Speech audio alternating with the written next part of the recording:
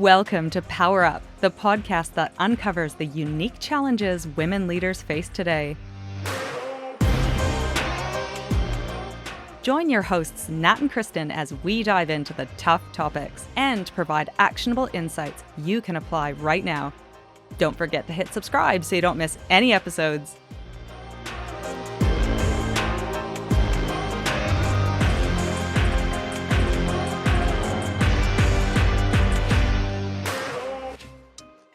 I think you're much better than me at this one, but I actually really like this week's topic because I really struggle with names, and we probably meet in through Powersuit. I want to say anywhere between 20 and 100 new people a week. And trying to remember everyone is really hard, but it also feels really important because it feels incredibly rude to forget someone's name. So really like this topic. Why did you decide to pick it this week, Kristen? Because I feel like there is a running joke with how people pronounce my name, and I'm gonna share a video on that. But it's so weird because I have only ever had this issue for the last 2 years. Like, I find it mind-boggling that I've lived in New Zealand for, I don't know, 15, 16 years, and yet only in the last 2 people can no longer pronounce my name, so that's strange. I don't know. But Well, I I wonder again if it's just the number of people we meet that you've now got a much higher data set. If you think about like in past jobs, it's not quite so much talking to big audiences all the time and new people all the time. Yes, as per your data brain, that makes sense because we are introduced on average, let's just say 4 times a week. We are introduced on average 4 to 6 times a week, and so it whereas I probably wasn't introduced that often a few years ago. So yes, that makes sense, and I do wanna play a little video later, but, I actually wanted to do this topic because I struggle with remembering names, and it's because I don't do the tricks, and so I thought it would be really helpful for us to go through the tricks of remembering a name, and how we do that. So I will automatically ingest it and just carry on with the conversation, small talk and finding commonalities, but I will have whizzed by their name and then end up in quite a pickle. So, but to your point, we meet so many women, but it would be an interesting experiment, and men, but we, meet hundreds of women a week. So it just feels like an interesting experiment to say, can we just get even 10% better with remembering names? Um, yeah, it's a tricky Your world. one's a funny one as well because it's what is it? There's a couple: Kristen, Kirsten, Kirsty, Christy. There's like a bunch of them, and I can kind of see why people confuse it. Kyla's also the same. Kayla. If people know a Kayla, they really struggle to remember Kyla. And Alina, who used to work with us, one of our really good friends, we then met an Alina, and I was like, "Oh my gosh, Alina, Elena, Elena." Like, some of these names are spelt Honestly. the same. So there's that whole side of it. But you're right, I'm the same. I feel like I names in my brain are one of the least important things about someone. Like, I will remember so much about them, but now I've got a real mind block about forgetting people's names. So even if I remember them, I wind myself in knots and I'm terrified to try and use it just in case I've got it wrong. I know, and it's everything from remembering them and forgetting them, and we'll chat about that shortly, but equally pronunciation. I think names, are slightly more exotic nowadays. There's only so many Sarahs and, yeah, in the world at the moment, and so they are slightly more exotic in terms of spelling, in terms of pronunciation, and then, of course, we have got a multicultural society, we've got globalization, so you've got people from a number of nations that are living here, and even pronunciation of names differ by country. So I think we should chat about that. There's some really common stuff ups. But I think I struggle with certain it could be languages. More, I mean, I feel like I've got the Latin languages locked in terms of how you might pronounce someone's name, but there's certain cultures that I wouldn't have a lot of familiarity with, and therefore would screw that up. And yeah, so anyway, common stuff ups. So we'll chat about those, but it was important to do this because names do matter, and I know that I brush people off when they get my name wrong, and I'm not I'm like, "Oh, don't worry about it, fine." But I am equally super conscious to get other people's names right, which is why we get nervous and, we get in our heads about it because, it is very much tied to our identity and our belonging, and it creates instant connection when we get it right. That's why, salespeople say your name a lot when you're in conversation. They might touch your arm and go, "Oh, Natalie," touch your arm, and you go, "Oh, I just" there's that immediate connection, I you know? feel seen, I feel like and it is what do they say? Your name is your favorite word, and I was actually just Oh, I thinking didn't as know you they were said talking that. about I think it's something like that, but, when you were talking about being in a multicultural society, for a very long time, if you moved to an English-speaking country, a lot of people would change their names. They would just be like that because we I just find this so outrageous, but because Western English-speaking countries were so perceived to be so dominant, there was this like, "Well, it's too hard for them to learn. You're gonna have to adapt," which I just find outrageous, and I really love about what you do is if you meet someone who has an accent or is clearly speaking English as a second language, and they'll say, "My name's Sarah," or something, you'll often say to them, "What's your real name?" And I think I that's such just a think I and I know that only because I know that's a cultural thing, particularly Asian countries that move to Western countries. They will grab a very Western name, and so which is so outrageous. we'll You meet just this shouldn't have to gorgeous do that. woman from China who will say Daisy, and I'm thinking, I'm pretty sure, and so I say, "What is your Chinese name?" And then it's, Hui Qing, and it's beautiful, and I ask, "What does it mean?" And so that creates conversation as well, but I'm pretty sure it's not Daisy at birth, you know? No, and I think there's a few signals, like if you have a Kiwi accent, then you're most likely it could be Daisy, but often I just think that was such a terrible part of human history that we basically force people to change their names in order to fit in. So I love that more and more so now people are sticking to the names they were given at birth, if they want to, and that we, as a result, have to normalize almost different sounds as well. Like because in some countries, the V, like the letter V, is not pronounced. We really struggle, a lot of us, to roll our R's. There's a lot of those language quirks that can sometimes mean making to saying someone's name is a little bit harder on the spot, but you can practice. Anyway, we're going sort of in a tangent, but I just thought that was a really important point because I just find, the world's a weird place with how we have where we've come from. Yeah, no, but I agree, and the way you described it, it's actually getting people's names right is effectively inclusion in action for any allies listening or for any women listening in a workplace, that is inclusion in action, just by getting a name right or asking in sincerity more about somebody's name, which I find myself often doing, or admitting to getting it wrong or not being able to pronounce it, which I think you and I quite openly do, so I thought, let's just chat with a couple, instances that have struck out in my head, in recent times. For me personally, I recall that there was a period at our last business where the Indian community just signed up in droves to our investing platform, and I noticed this community come through.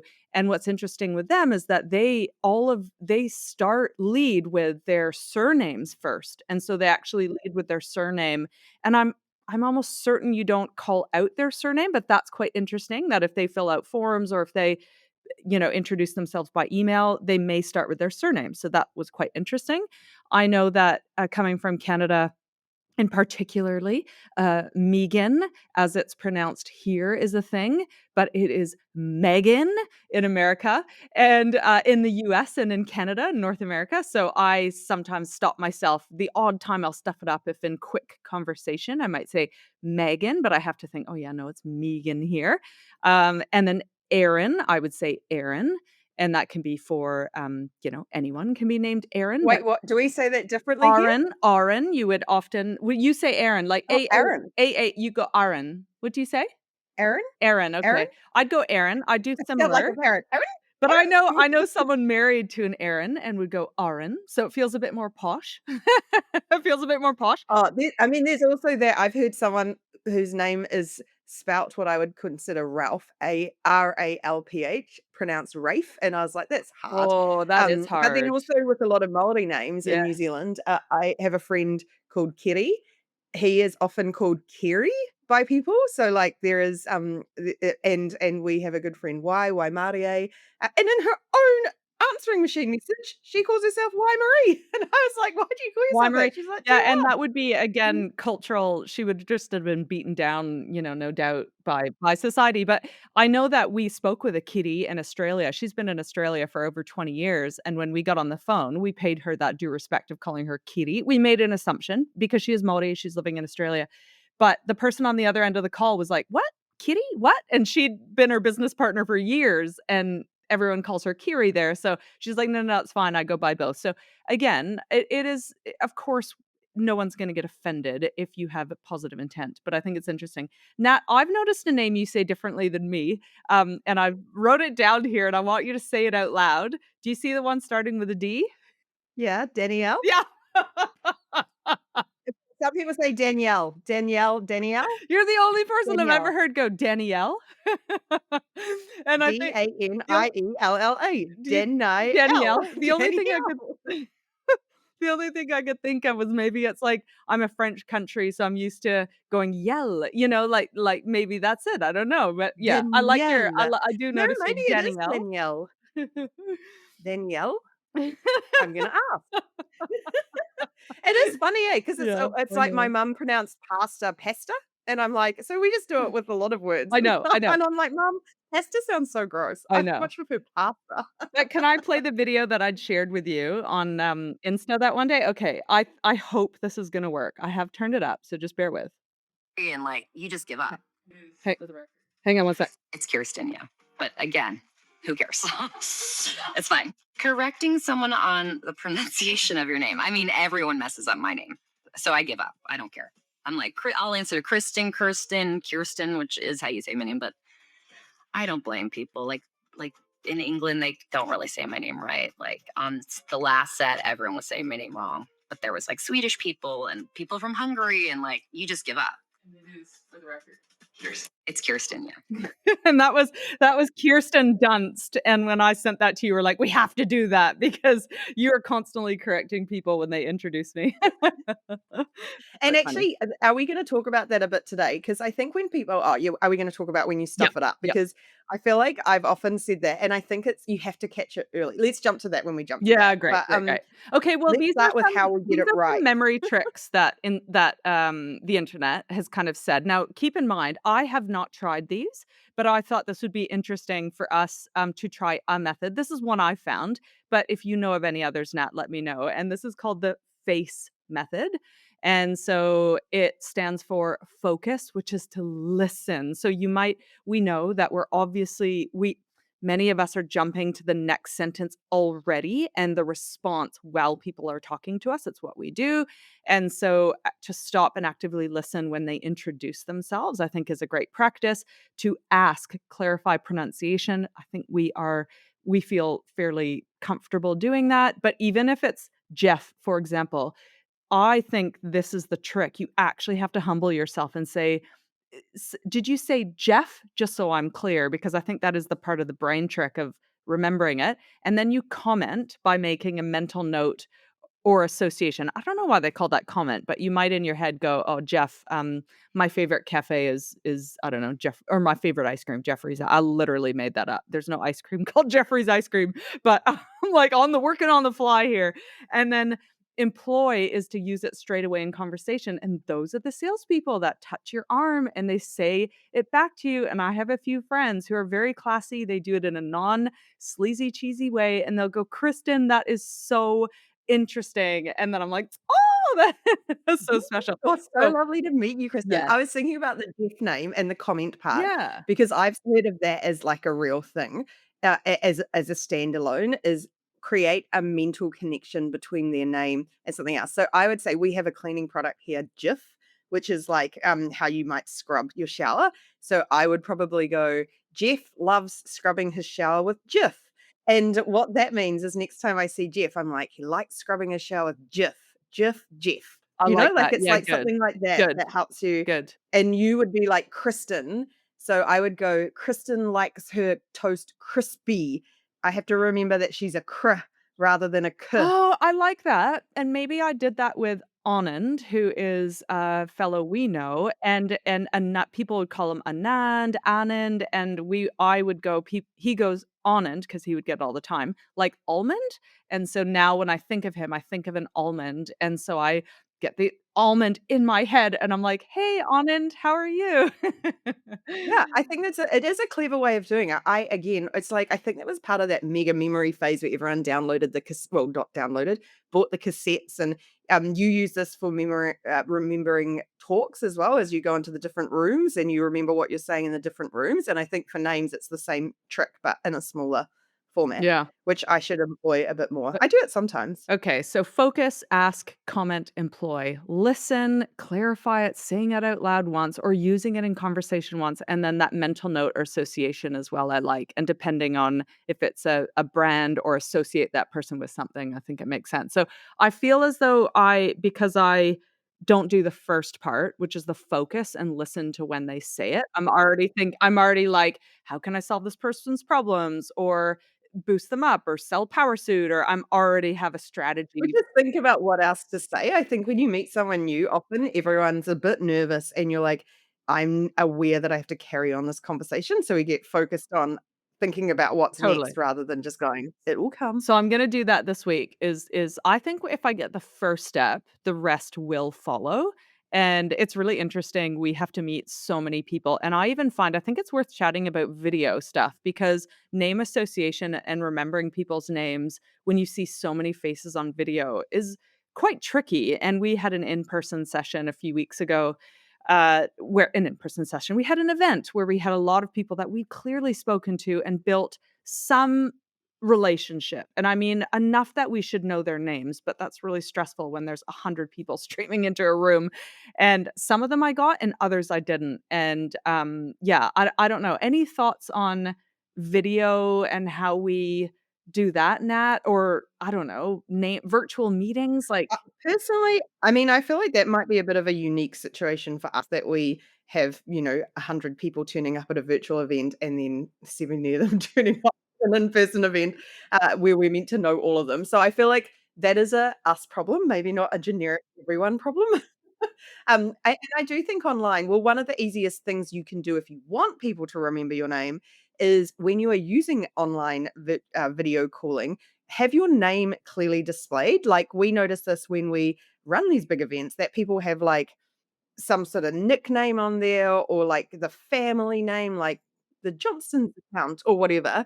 And it makes it really hard to quickly know what your name is. So it is very easy to edit in most of them when you jump on. And now I just put Nat dash power suit. So they not just get my name, they get where I'm coming from as well. So real easy tip for people, but I think in general, in a video call as well, like often there'll be 2 people joining from the same room, and I've noticed this, that I might have spoken to them both on email, but I actually don't know who's who at that point. So again, really easy to just do a quick round table of, "Hey, let's just quickly introduce ourselves," or if you are on the side where you have 2 of you in a room meeting someone for the first time, introduce yourselves. Because I think it's sort of it goes both ways, right? Like, hand it to people on a silver platter so that they can know and your name? and I have to just say, I am a fan of name tags. I know they get a bad rap, in terms of cheesiness or you're wearing a nice outfit and you have to put this, like, gross label on, but I am a fan because if we're establishing that names are so important and we just struggle with mental load these days,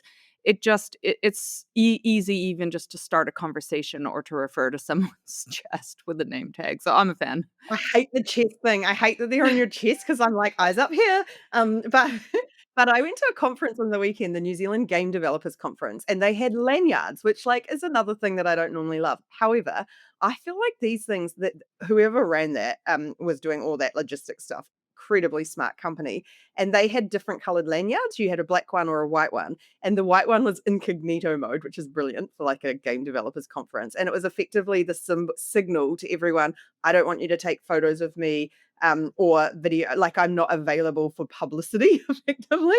And I just think sometimes name tags and things like that is a really nice way to give people some information to go off. So I think there's something nice there. And we've talked about it as well with even having power suit name tags for our power suit members or something that's a signal of like, this is who I am. So you can find each other in a crowd. Like, yeah. So I think while they can be a bit cheesy, I feel like sometimes cheesy is okay. Like, cheesy is fine because it makes our lives a bit easier. Yeah.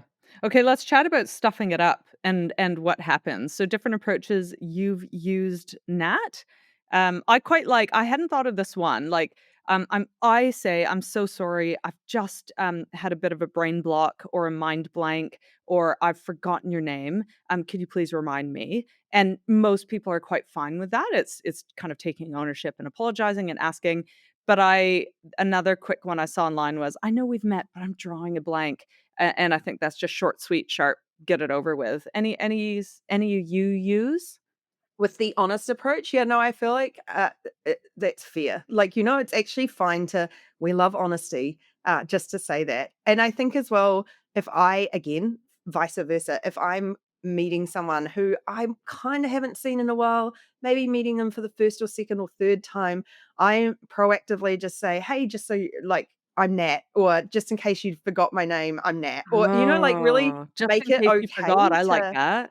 yeah, just because I feel like we shouldn't it's like not a test. Like I feel like we don't need to like I know that we love everyone remembering our names and I think it is a really delightful thing to do, but I also feel like it removes and it gives the other person the ability to go, "Oh, I totally remembered," and then you feel good anyway. So like reintroducing yourself is not the end of the world No, from the I flip like side. that. However, I have been, caught using a few sneaky methods. If I've got hacks that I can use, I will use them, and so I remember being with, one of my children, and there was someone coming up, and I just quickly said, "I've forgotten, can you introduce yourself first?" Or I will say, "This is my daughter, Adeline," or no, I won't do that because then I have to introduce, but I just say to them, you introduce yourself, stick your hand out and say, "Hi, I'm da da Yeah. da," and then they I introduce do that themselves. all the I'm like, time. "Oh, of course, I know Joanne. Of course, Joanne, how are you?"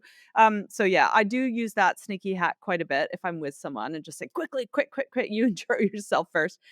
And going into coffees, when I have a mind blank, I'll quickly check back to the LinkedIn message and or the meeting invite just to be sure I get it right. So that's an obvious hack when you've got those at your fingertips. Yeah, I think that's great. Yeah. I Or mean, have it yeah, or I the don't one, have have to you 2 met? Have you done that before? I haven't done that one, but oh, I the do it all the time. have you 2 I met and will then they actively introduce themselves? yeah, Yeah. I will say it if I'm going into a big event and I will say to someone, "I know that person, but I've totally blanked their name." Or I say, "If I don't actively introduce you using your name, just know that that means I've forgotten their name and jump in." And that's like kind of a standing rule amongst me and people I know. It's just like if someone's not mentioning a name up front, smooth the social wheels and jump in and do it, and they'll, solves it. Not a Yes. problem. An absolute worst case scenario when the other person is really excited to see us and it's so obvious that they know our names and we don't know their names, we will often go, "So nice to see you. How are you?" And then names never even come up.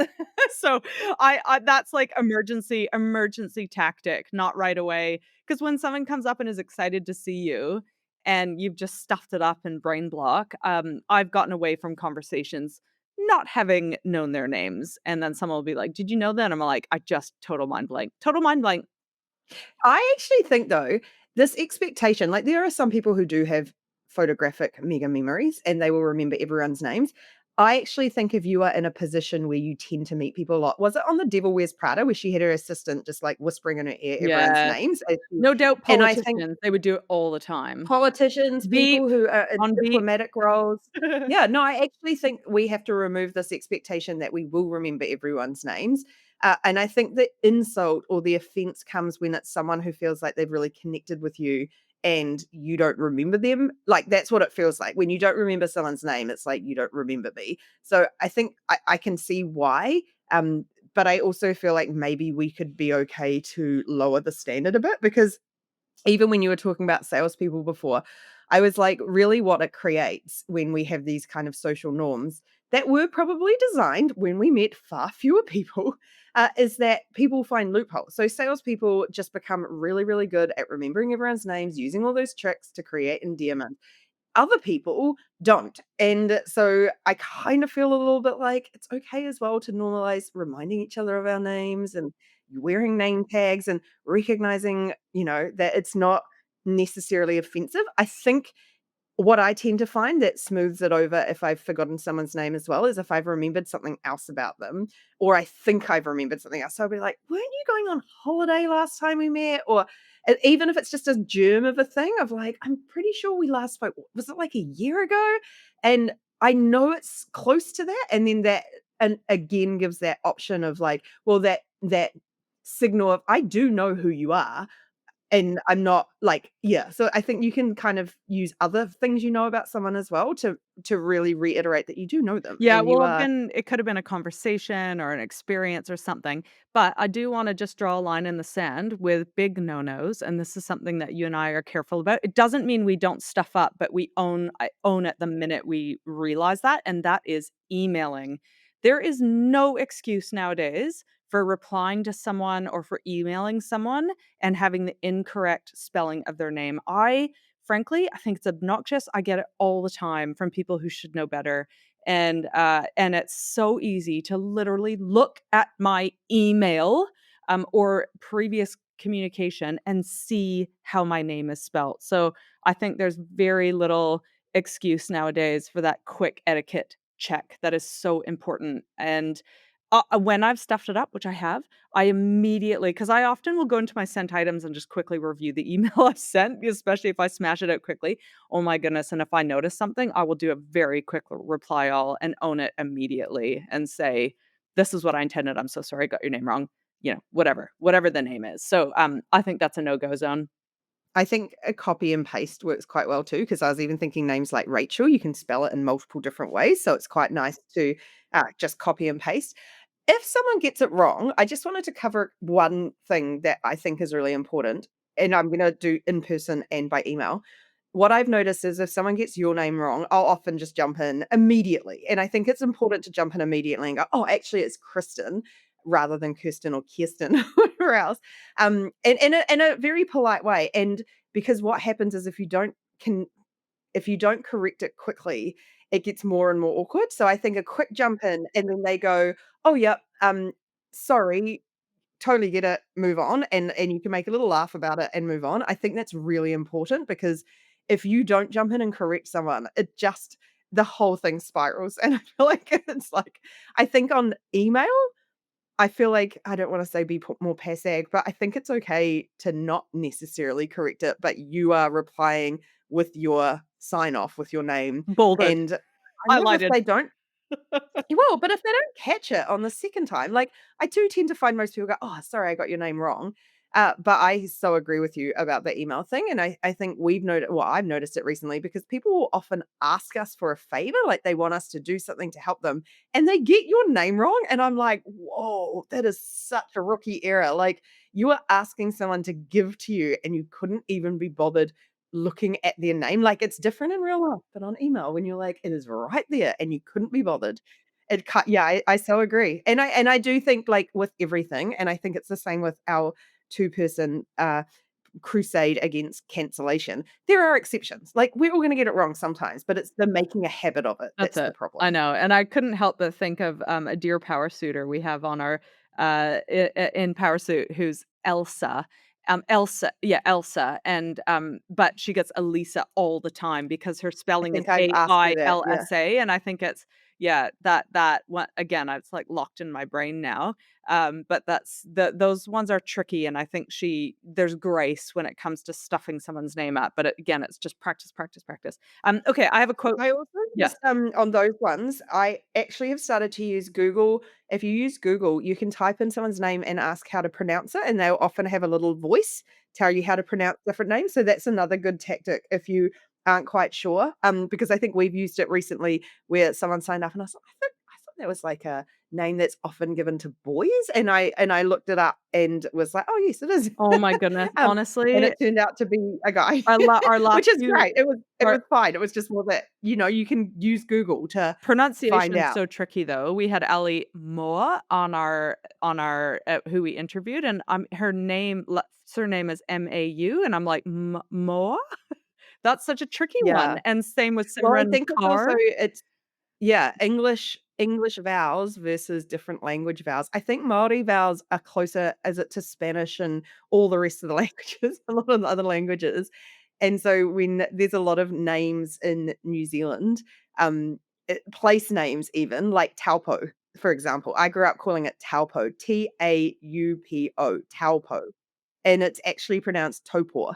And that, like, when you think about how vowels, once you learn vowels in a different language, it makes it a lot easier. But yeah, it is if you don't know where it originates from, because something like more, it could also be from, I would assume, maybe an Asian name as well. So it depends on where it originates from, how you might pronounce it. Okay, so I like this one, ending on a serious Do quote, you? is Do you? Maya Angelou. I do like this, and Maya Angelou, got that name right. She says, "Words are things. You must be careful about calling people out of their names, using racial pejoratives and sexual pejoratives and all that ignorance. Don't do that. Someday we'll be able to measure the power of words. I think they are things. They get on the walls, they get in your wallpaper, they get in your rugs, in your upholstery, and your clothes, and finally into you." And that was, not so much about names, but just the power of a word. And given our names are the most powerful word, I love that quote. So we'll end on that one. I love that. That sort of takes us back to the start with this sort of generations of people who moved countries and had to change their names. That, like, to me, that really ties into that. Like, you have to change who you are to belong here, or something that's so critical. Yeah, I feel like it's a really nice way of putting it. Amazing. Thanks, everyone. Check out powersuit.com. If you want to come and meet a bunch of fabulous women with unique names, come on into Powersuit, and join up. We'd love to have you. And we will catch y'all next time. Bye.